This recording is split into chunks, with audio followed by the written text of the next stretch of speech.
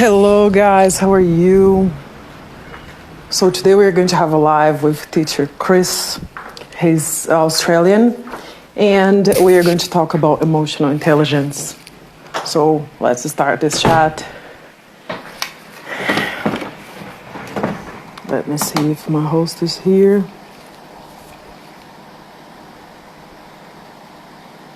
Here. I'll send it to him.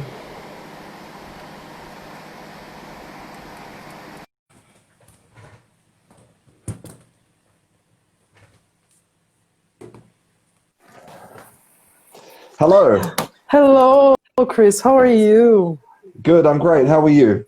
I'm great. Such an honor to have you here. It's my pleasure. Always my pleasure. Yeah, you became famous, almost a celebrity on YouTube already.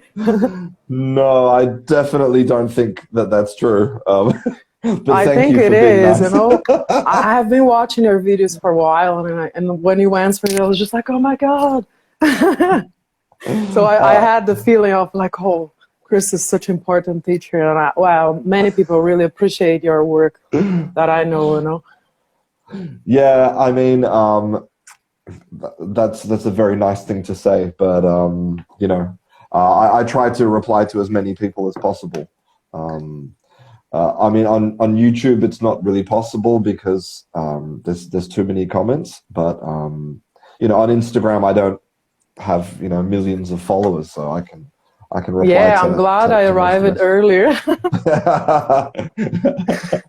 But yeah, I was watching your video last week about the 10 things to be fluent, and just really got me into like, oh, this live is gonna be great because you think exactly like I do. Good. Oh, good. So where do you live in Oh, let Brazil, me right? tell you about me a bit. I am Brazilian. I was born in the countryside of Brazil. And I have lived 2 years in Ireland. I learned the Irish English. And then I lived a bit in Germany, a couple of months. I was working with a company there. And then I met my boyfriend, American, so I spent a while there. And now I don't know where I live anymore. Okay. How about you? Well, yeah. I think for a long time, I didn't really have a country that I felt good in. I didn't really feel like I had a home. But now here in Spain where I live, I feel really comfortable. I feel really good. And in fact, because on the 1st of January, England, well, the UK is going to leave the EU, right? Yeah, I know. And my birthday. Okay. Your birthday's on the 1st of January. Yeah, 1st of January. Oh, cool. Wow, amazing. Yeah, so on your birthday, you don't ever want to drink champagne or wine or beer? Me? No, I'm very happy because I can. I came from finances. I didn't tell you my background. My graduation actually is in administration and finances, so I can save money because they always have a party for me. Big party. So I love Nice. it. The world has a party for you, right? The day before Yeah. your So birthday. I feel so important. Like every 1st of January. It doesn't matter what I do. There is a party waiting for me. So true. So good, man. Yeah. So the UK is going to leave on the 1st of January, and I have a British passport. So I need to change and get Spanish citizenship, get a Spanish passport. And I'm really excited about that. I feel like I want to be Spanish, More than British, yeah. Definitely. Definitely. Yeah, the British got too they don't want to be more European. I was there Yeah. when it started. I felt so sad. It is really sad. And obviously not everybody feels like that, but a lot of people. Yeah, and talking about these, I didn't pin the live of the subject of the live here. Wait, let me put here emotional intelligence, just to. But we always talk about many things. Yeah. And so yeah, it's like you were very enthusiastic about the subject, yeah?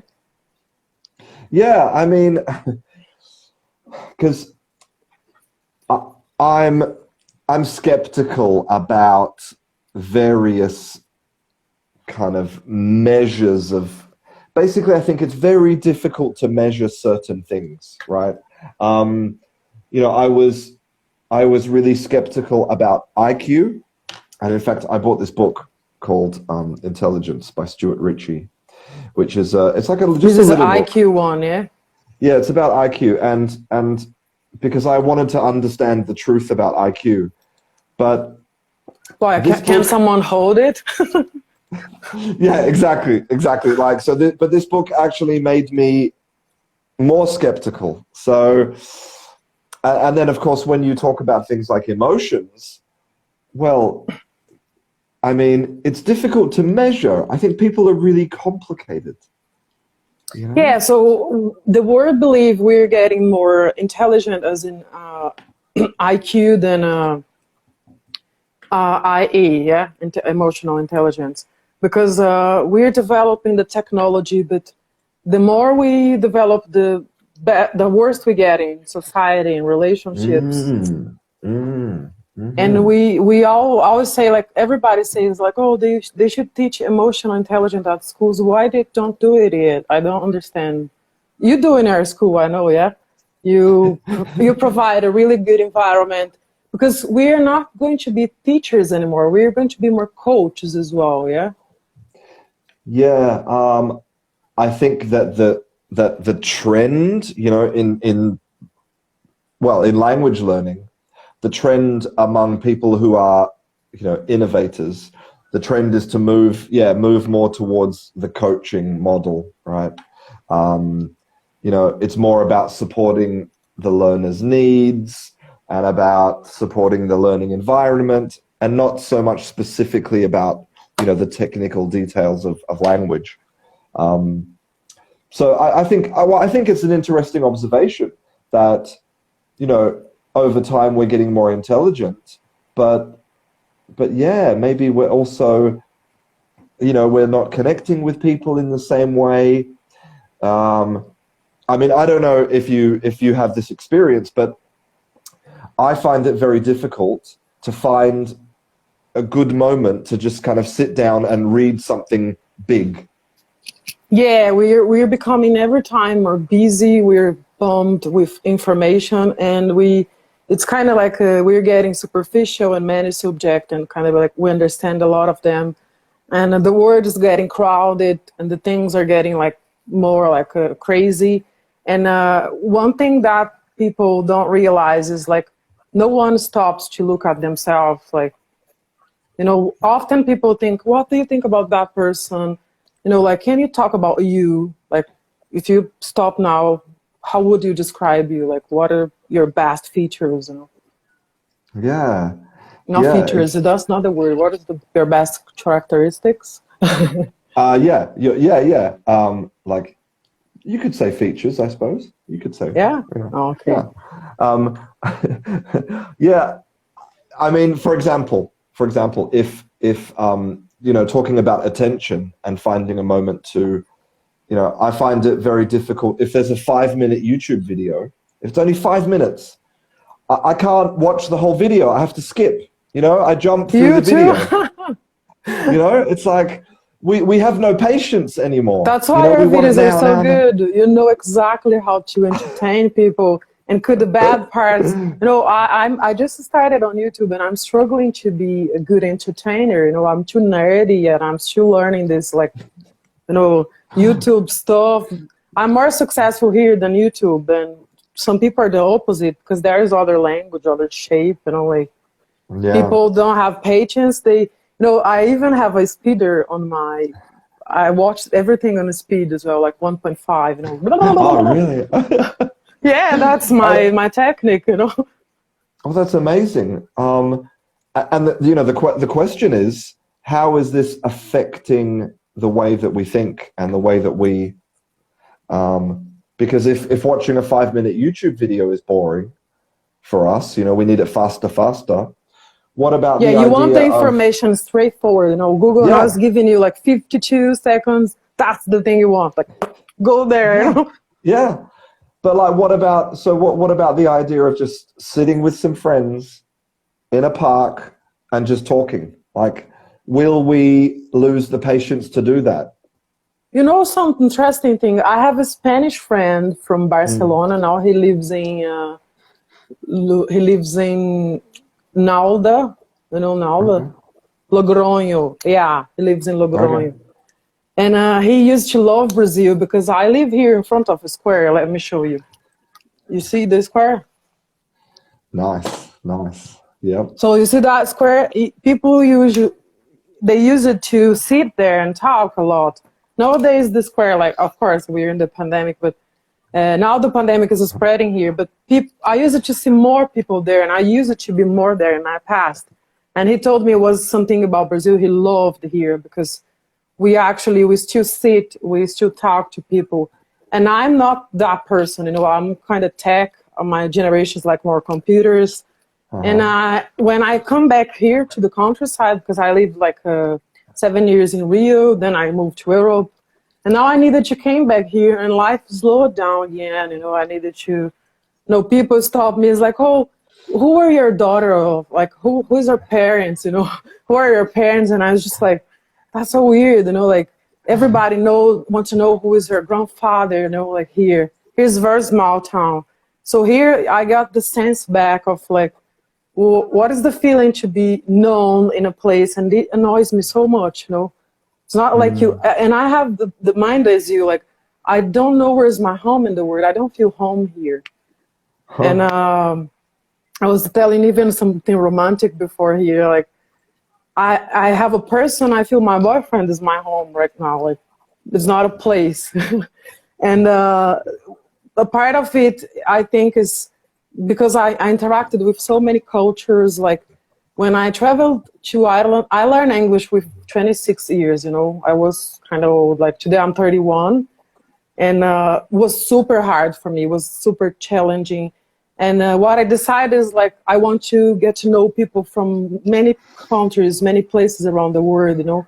Like, sometimes I speak with someone Iranian, Indian. I want to know their lives, you know. And what I learned a lot from it is that people were, like, kind of similar everywhere. What changes the culture. Like, I used to be a nun in Ireland, and I had, like, some cultural shocks as well. And then it makes me develop so much my, like, this emotional intelligence stuff, because many situations I just didn't know what to do. Like, what can I do now? Like, they cook differently, they do differently. And sometimes I used to do something and the mom of the kids was mad at me, because in Brazil, the moms would be happy, like, if I cook a lot. And then I needed to develop myself a lot. You know, I choose to be immersed in the language. And then when I went to the US, I just realized I didn't know any English, because the English was very different. And I was just like, I thought I knew English, you know. and they spoke really different English there. Like, in my mind, I felt a beginner again. And that's why I started with this helping people, because for me it was such a cool process, like, because of it, you know. Yeah. Well, look, I had a similar experience when I moved from Australia to London. I couldn't really understand the people. It's kind of strange, because it's almost like you know the words, but there's something. It's almost like the radio is just a little bit, like, just, you know, it's a little bit off. And I remember the first 3 months, I was like, what? I'm sorry, what did you say to me? So, you know, I think that's an absolutely normal thing that happens, you know, and obviously also it depends on the contact that you have with languages. I mean, if you're a student, you're probably watching a lot of Netflix, listening to a lot of, you know, podcasts, and there's going to be a kind of group of particular accents that are the most common. You know, you're going to hear like standard American, kind of general American accents. You're going to hear a general British accent. So you go to Ireland or Scotland, you know, you have no practice with this accent. It's really hard. The kids, you know, the kids, I couldn't understand them. I was like, are you sure it's English they're speaking? Gaelic. They studied Gaelic at school. I was just like, maybe they're speaking Gaelic. It's not English. Yeah, because also children, how old were the children? Oh, one was like 4. I okay. had one with 2 years old as well. Okay, wow. So she barely could speak, and she stopped in the middle of the park and said, "Wee wee," and it's like, "What is wee wee? My God!" And then she put her pants off and like, "Oh, that's wee wee," you know, she in Portuguese, you know. So it was very fun, my experience, you know, super fun. Yeah, but I mean that is another level of difficulty trying to understand children, because you know the children are still learning how to pronounce things correctly. So, you know, like you find that very young people, very old people as well. Like for me, it's really difficult to understand a lot of the older generation, because they start to, and it's a physical problem, you know, it's like the teeth are bad, or the gums are bad. Yeah, and so it becomes like, what? You're saying to me what? So it's normal. All those things are normal. And just with practice, and also the old slangs, you know, like some old word that we don't use anymore. It's like, oh, what is this word? Exactly. You know. Exactly. Yeah. No, go ahead. Sorry. No. The thing that I love about that, when I hear like older people talking about when I hear older people using vocabulary that sounds old-fashioned, you know, that sounds kind of really formal or strange, it always reminds me that you don't perceive it, like it's difficult to see, but language is always changing. And so the way that you speak now is not how people are going to be speaking in 20 years or 30 years. And, you know, one day the way that you speak, the young people will say, ew. Yeah, no, I try to keep in touch with younger people as well. And, you know, some words were offensive in the past and then they're not anymore, in the opposite way. And that's so interesting. Like, you need to be making sure that you were using a good language, that like when you go to the UK, some things from the US, they were not going to understand, and the opposite way. Like if you go to the Spanish from Spain and you go to Chile, it will be different. Mexico. Yeah. Catalan, you know Catalan? Yeah. I mean, that's one of the reasons why I don't really teach any of my students a lot of the bad, like vulgar vocabulary, like vocabulary related to violence or sex or drugs, because if you use those words in the wrong way in a conversation, it can create big problems. And I think that kind of vocabulary, like bad words, is something that you need to wait, you know, until you've been using the language, you've been observing the language, so that you know when is the correct moment to use it, you know? Because, for example, like when I meet my friends, sometimes it's like common in some English cultures to meet your friends with an insult. You're like, hey, how are you, big dickhead? Or how are you, buddy? You know what I mean? Like, you bastard, you old bastard, how are you? Right? So it's kind of like, it's friendly. It's a friendly way to do it. But I would never teach that to a student, because they could go to England and go to a policeman and say, hey, bastard. I know, you know, I had one of these when I was in America. I asked my the dad of my boyfriend that I asked him if cake was junk food, because in Brazil, and he was like, no, and I was like, that was not a good thing, you know, because he offered me the cake and was like, oh, do you call it junk food? And I was just like, what? They're talking about my recipe. But you meant like you meant like it's like lots of calories, right? Yeah, I mean like it's food that makes you fat, you know. Yeah. So I just say this, and he just looked at me like, And I was like, oh, I said something bad. Once I told in Ireland, I'd say coffee turns me on, and so they were looking at me like, when you learn the language. Yes, get her more coffee. More coffee, please. Yeah, and before.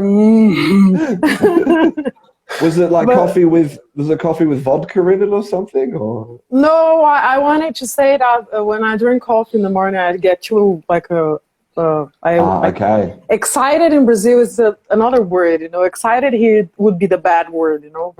Yes. So it's yeah, like, the same in Spanish. Yeah. Yeah, I know. I get excited because in that time I did also.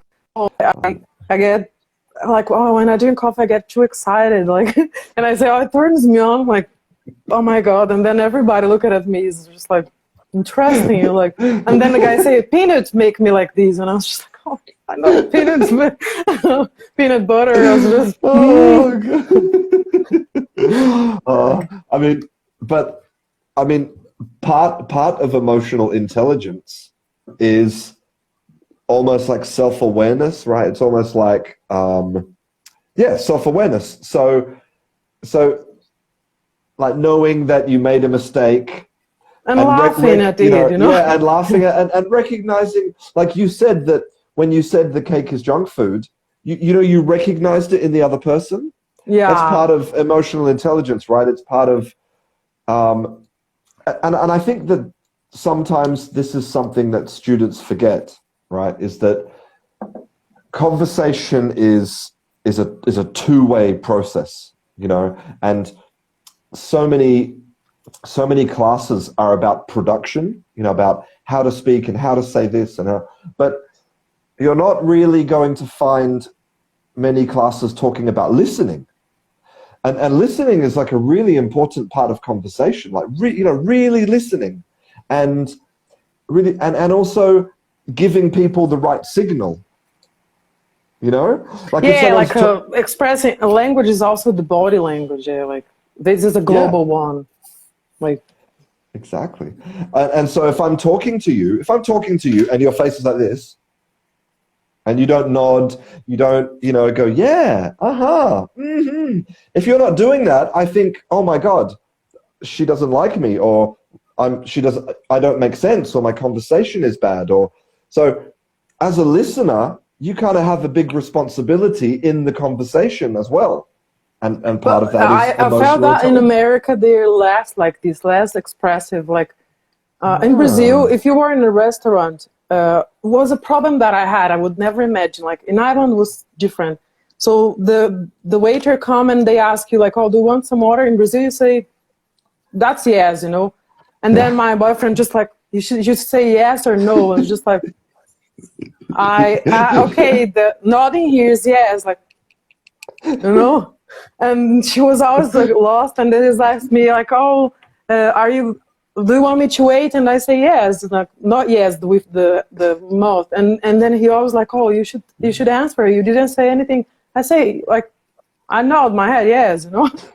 In Brazil, we're very like, like we call the waiter like it's almost like a dog. You say like, you know. And if you do this in the US, they will be like, oh yeah, exactly. It's like a dog, you know. He's not a dog, and emotional intelligence it's a lot about observing as well. Like before you react to anything, like when you arrive in a new place, you can't really go and be talking. I had this problem, you know. Like I said, I had so many funny situations, not too bad, I would say, because I always just talk with what come to my mind, and I was just like, oh my God, that's not a good thing, you know.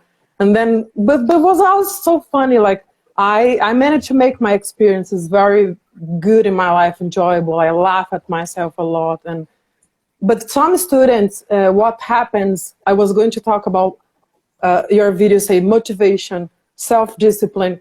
The motivation is directly related to emotional intelligence, because if you don't get rid of the negative self-talk, two people can have exactly the same English, but one can have the bad talk inside their minds and say, oh, you're not good enough, blah, blah, blah. And then they just don't end up expressing well because they're not feeling comfortable. Like And the other person just like me, like I laugh at myself. It's just like, come on, you know. Like I know we're making mistakes is a part of the process. And I see so many students feeling awkward about mistakes. Like, learning a language is a mistake, you know? Yeah, exactly. I mean, there's lots of research that shows the importance of making mistakes. Because, you know, we know, like humans, we know that if you're going to do anything new, you'll make a mistake. It's like, especially something complicated. I mean, I don't expect for somebody to learn to play the piano making 0 mistakes. I mean, if you're learning to play the piano, you're going to make literally millions, maybe billions of mistakes in your time of learning. But you know, a lot of teachers, no, I'm not going to say a lot. I've seen some teachers who tell their students, you know, don't make a sentence, don't say anything until you know that the sentence is perfect in your head. I mean, you know, really, I mean, come on. It's just, well, one, if they know that the sentence is perfect in their head, then they're not really learning a language anymore. Like, how do they know if they're making a mistake unless they produce the sentence? It's very and upsetting. another thing that we're not robots. We're humans, and so the speech. I planned my speech here with you. I have many bullets here. I'm saying here the Netherlands is the #1 in proficiency because they teach in a fun, interactive, playful way. But I didn't read my bullets with you here. I'm just talking about other things. The conversation take another way, and it's okay. You know, I don't get frustrated or like.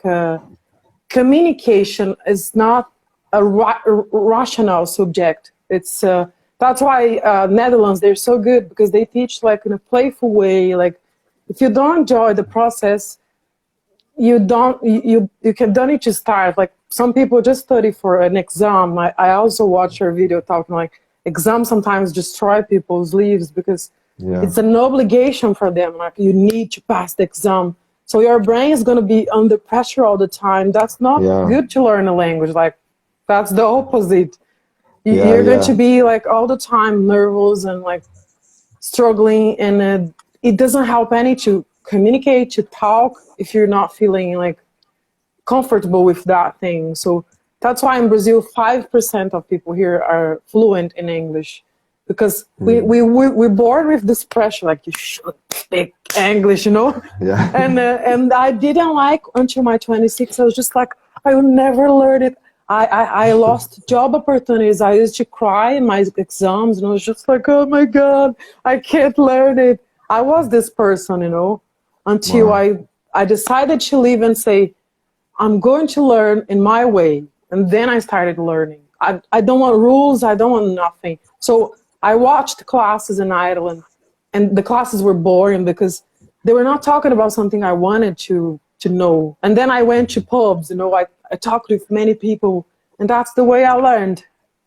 Like awesome. by interacting, by engagement, by interest. Can I say interest? Yeah. Yeah. I think that there's probably another factor in the success of the Dutch, you know, people, and this is something really important to consider, is that Dutch is very similar to English in a lot of ways. So, for example, the sound system of Dutch is almost like a direct correspondence, like one-to-one, you know, with the sounds. So it's easier for them to produce kind of English that sounds more like Spanish and Portuguese, yeah? Exactly, exactly. Yeah, maybe.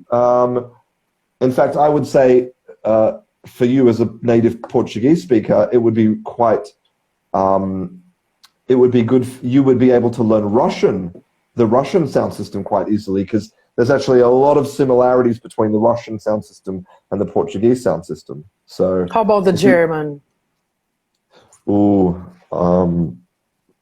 I don't know. That would be difficult. I'm not sure. Yeah, I feel the German sounds like English as well, yeah? Yeah, it's weird because, you know, English is a Germanic language, but it doesn't really, it's a Germanic language. So basically the kind of foundation is German, but the actual vocabulary and the kind of the way that the language works isn't really German at all. Like, I mean, if I gave you a Spanish newspaper, okay, if you were an English speaker and I gave you a Spanish newspaper, you would be able to read and recognize, I would say, you know, let's say 60% Eu puedo hablar of the words. español. I know. No, but you would be able to recognize like the words, like, you know, helicopter is helicoptero, and you know, you would know a lot of the vocabulary. If I give you a German newspaper, you'd it'd be very different. So, you know, the similarities when you're learning a new language, the similarities are really important because it's like instantly you get a huge amount of vocabulary instantly because the languages are similar. But if you go to learn Japanese, you got zero. You got zero. Yeah, different. Yeah, I super admire the how can I say, the Asian people that learn the Arabic, you know, the Midwest, because they have all their alphabet, the Indian, and also the Indian are very good at English. I think because of their emotional intelligence. I really think. Also because they were colonized by Britain. Yeah. Britain. They have some place they have as a second language. Yeah. I think, you know, because a lot of people don't realize that in India you don't really have one common language. You have 30 or 40 big languages. And so English becomes a way for people to communicate between each other.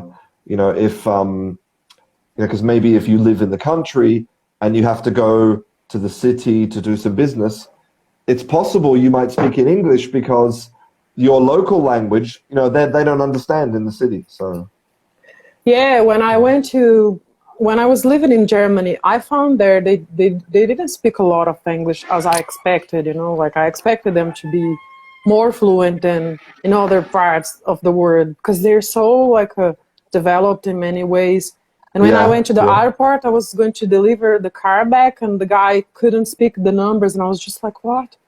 And I say, can you speak English? What was like an airport service and he couldn't speak. And I was kind of mad, like, oh my God, I should be speaking German here, not him speaking, because I'm at his country. And what I realize is that English is becoming more global, but many people still struggle with English. I don't know exactly why, but the people that get engaged to learning, they just keep learning. Like, I love in English. That's why I can't speak now, you know. I have strong emotions in English, so I have strong motivation, although my boyfriend is not the same in Portuguese. But I'm kind of trying hard, you know. Yeah. And no, tell me, go ahead, please. No, I think that's a really good thought. You know, that moment when you're in another country and you think, you know, I really should be making the effort, right? I really should be trying to speak. I think that's a good moment because that's when you realize you have an obligation to, you know, integrate with the culture. And a big part of that is speaking the language. So I think that's for, you know, some people have lived in a country for, let's say, 10 years and they have no language. I mean, look at the south of Spain. Look at all the English people in the south of Spain. A lot of them don't speak any Spanish. You know, they're living in a little bubble of fish and chips and, you know, English newspapers. And I mean, it's fine if that's your decision, if that's how you want to be. But, you know, you're not really contributing in any way to the culture. You know, you're just basically, you're like Britain with sun. And also when you have your immersion, you grow as well. It's not just about learning another language. Like sometimes I feel like in a movie. I don't know if you feel like this, like, because you can think in other language, you can express in other language. And hello, guys. I don't know, we're not talking here, but if you have any question, you can send me here. I'm kind of trying to watch, but it's so hard, you know, understand basically. So what I think is that I was trying to learn German. I will tell you, because I wanted to be in a place of a student again. I wanted to be struggling again.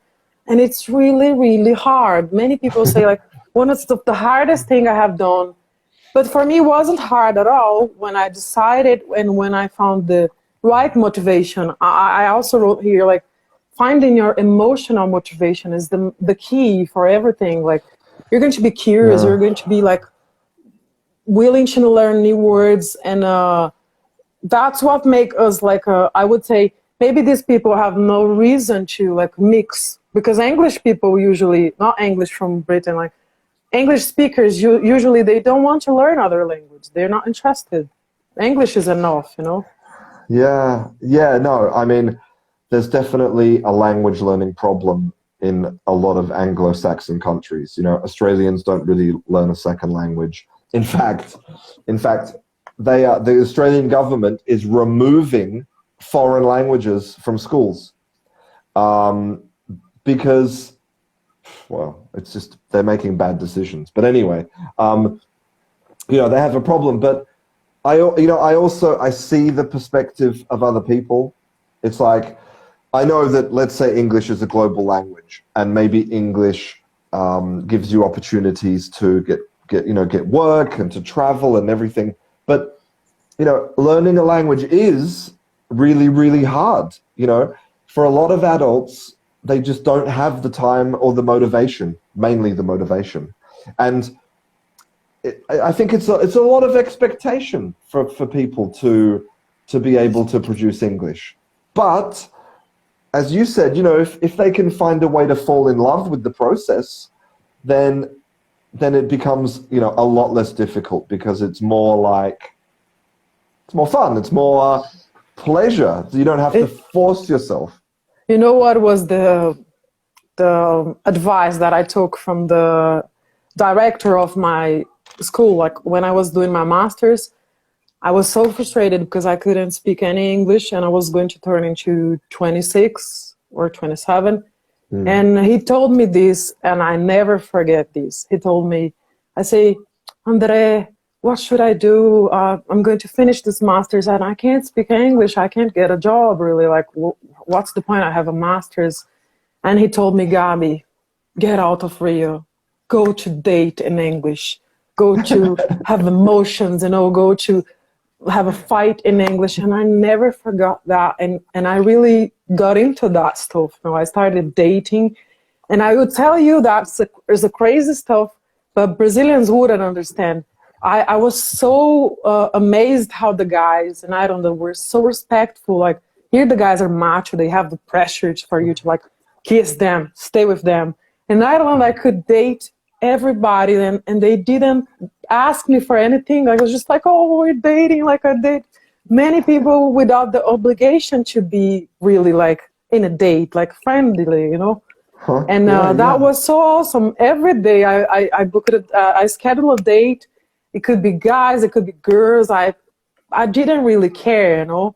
And then I always told them, like, I'm trying to practice my English, and I always had many skills. Like, I used couch surfing to travel around Europe, you know. So nice. I cook for people sometimes, and yeah, I just wanted to have the local experience every time, and that just speed up my learning. Like, being in a culture, you know, like even being a third class as an immigrant student. I missed, like, my business life there as well, but it was an amazing experience. But you were open, right? Yeah, that's another one of the characteristics of emotional intelligence, right? Is openness, tolerance, tolerance. But I think it's more than tolerance, right? Because tolerance is like, okay, you know, I can tolerate you. But openness is like, you know, come into my life. I want to Yeah, like absorb open you. is like it's kind of like an anthropologist. I was an anthropologist, an amateur, you know. I wanted to live their lives, you know. I wanted to be in their houses, to be a nanny, because it was the best job ever, you know. So I could be in the, like, it's like people were like a live book. So I think when you have open-minded to learn a language, you should be willing to, you should be interested in a culture. If you're not, you're not going to learn anything. You're going to just like be a robot speaking and not having the understanding of the language. Yeah, I mean, you know, the ancient Greeks were talking about this thousands of years ago, you know, about how, you know, the closed mind can't absorb stuff. You know, you have to be open and curious, like you said at the beginning. Curious so that you can learn. I mean, you know, trying to teach somebody who's not interested in the subject, or who thinks that the people who speak the language are like weird or stupid, or their culture is kind of horrible, or, you know, you're not going to have success learning if you have that mentality. Your brain is going to tell you, like, what are you doing? Like, don't be dumb. Like, emotions are here saying, like, oh, he's an idiot. Americans are bad, or like British are bad. Exactly, I hate exactly. English. People that say this, like, you're not going to learn. Exactly. And sometimes it's the little things. You know, I know it can be difficult when, you know, if you have a culture which, let's say you have a culture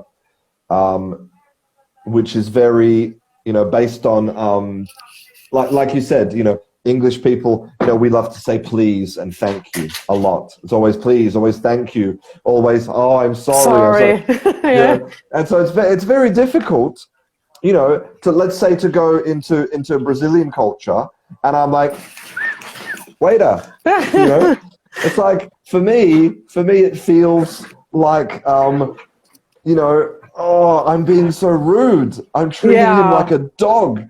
But you have to adapt, right? You have to be like, you have to understand it and accept it and imitate it. Yeah, and then you're good. Just my boyfriend got this way. He said, like, cerveja agora, you know, bring a beer now. It's just like, no, not too much, you know, like please, can I have a beer, you know? And when I was in Ireland, here we would say, like, oh, give me a Coke. That's the way you ask, you order things. Oh, can I have a Coke? And then I was just like, every time I needed to educate myself, like, not just, can I have this, please? You know, here we would just say please. And then, like, oh, I learned very fast. Like, I like it the polite way. Now in Brazil, I'm acquiring this as well. Like, oh, por favor, posso tomar uma Coke? Like, it was like, oh, I need to ask permission. It's fine. Come on, come here, you know.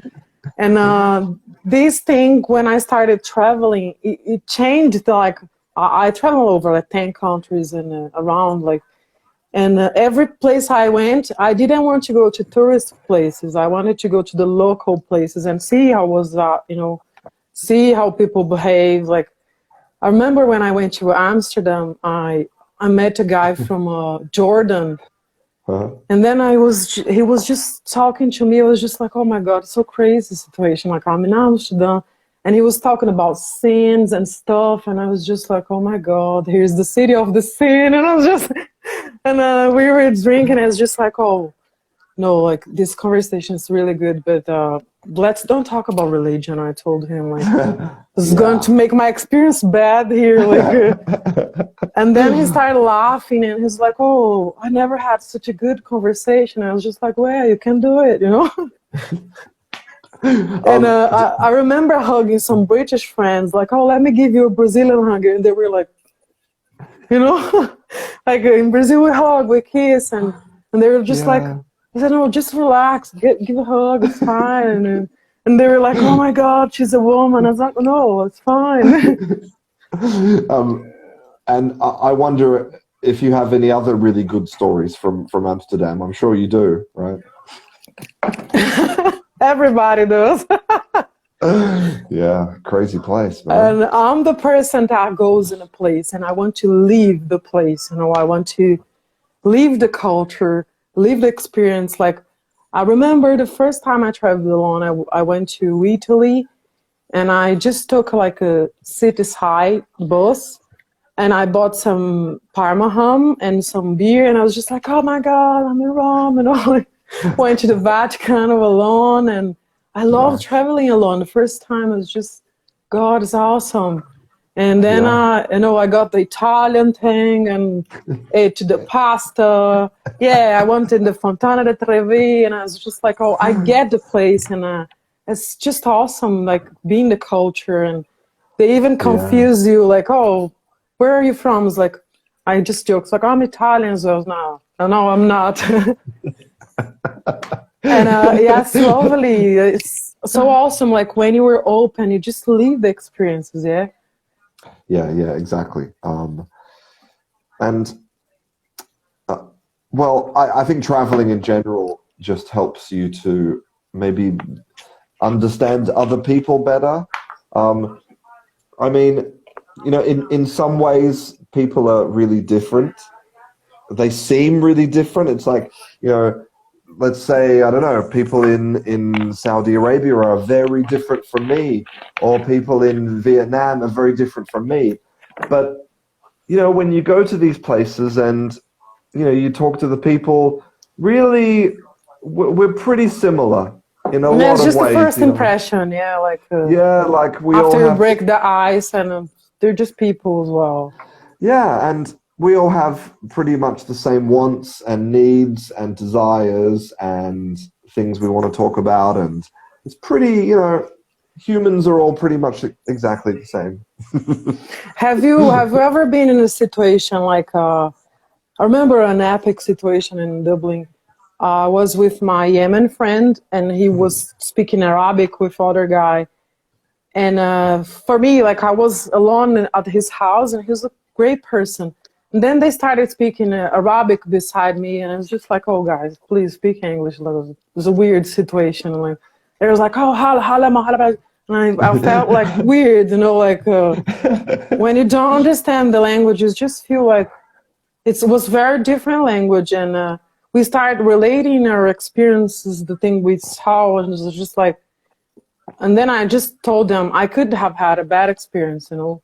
And then I just told them, like, guys, please, like, let's speak Mm. English. And the guy couldn't speak English, and he Ah, just talked okay. to me in English and translate everything to him. And Ah, was super weird situation. But that time, I just say it's just other language. Like, stop thinking anything. I was just like, oh, this guy is planning to do something bad with me, you know. well, I mean, this is an interesting part of the theory of language. Um, that on one hand, language is designed for communication, so it's designed for us to maybe cooperate together. It's designed for us to evolve, invent stuff, hunt. You know, it evolves for us to communicate. But also, on the other hand, language variation is designed to prevent communication.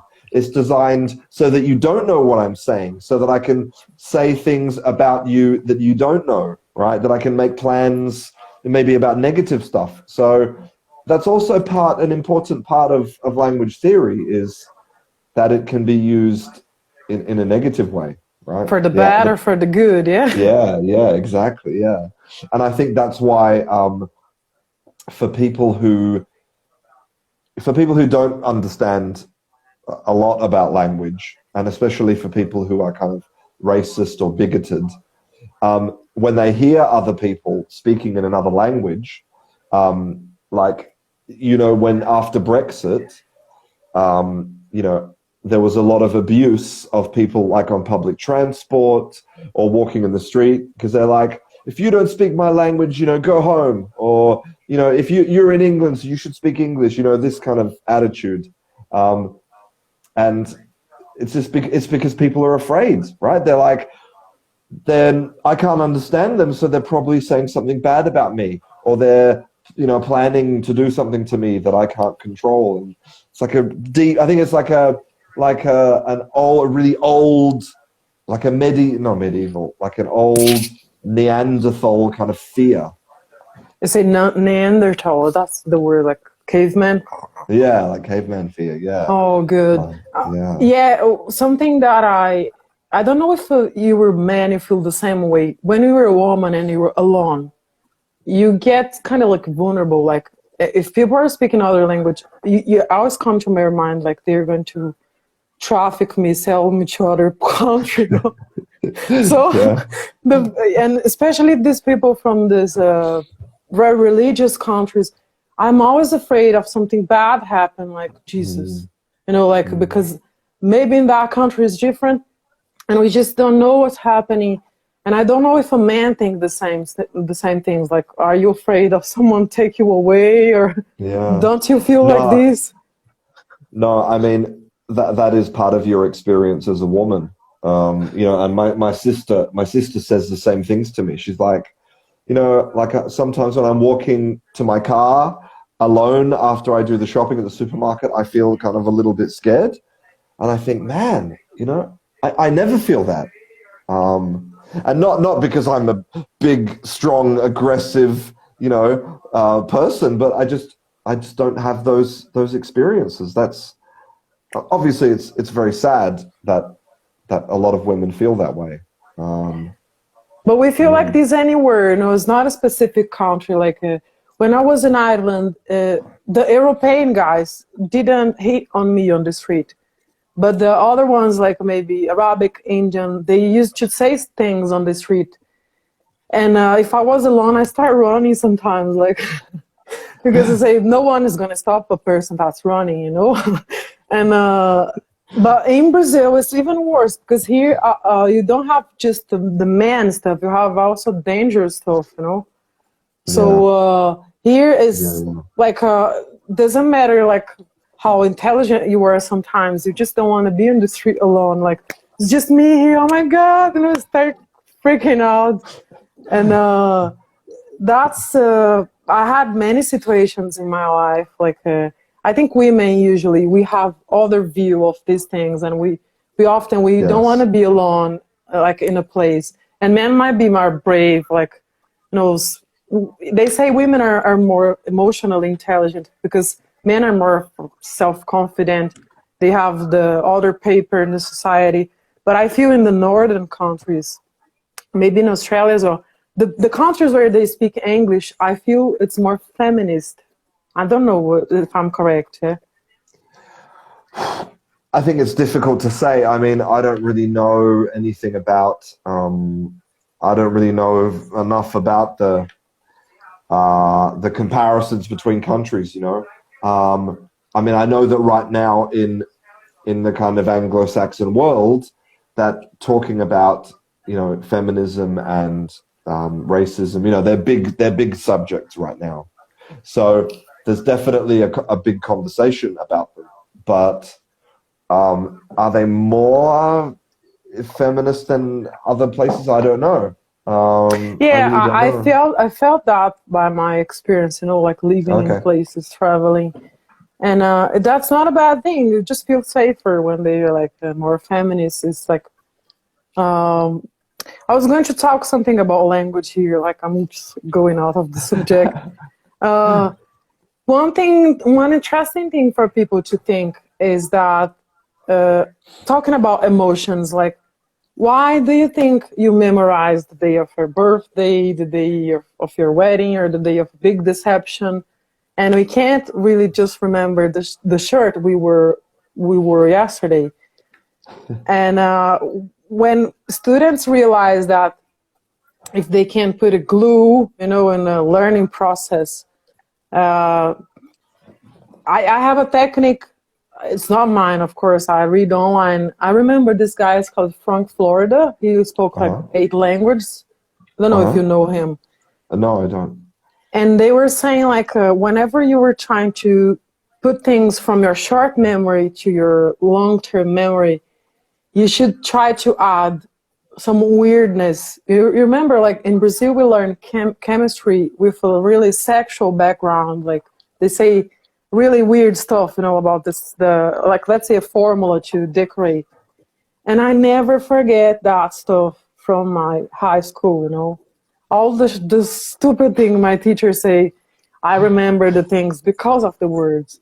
So whenever you want to memorize something, just to think about a crazy situation, like yesterday I was studying with a friend, and we were like recording the verbal tenses, and we were like, I can't forget what I say, you know, like I said, if it wasn't because of the pandemic, I would have studied quantum coaching with a donkey. Like I say, such a weird sentence.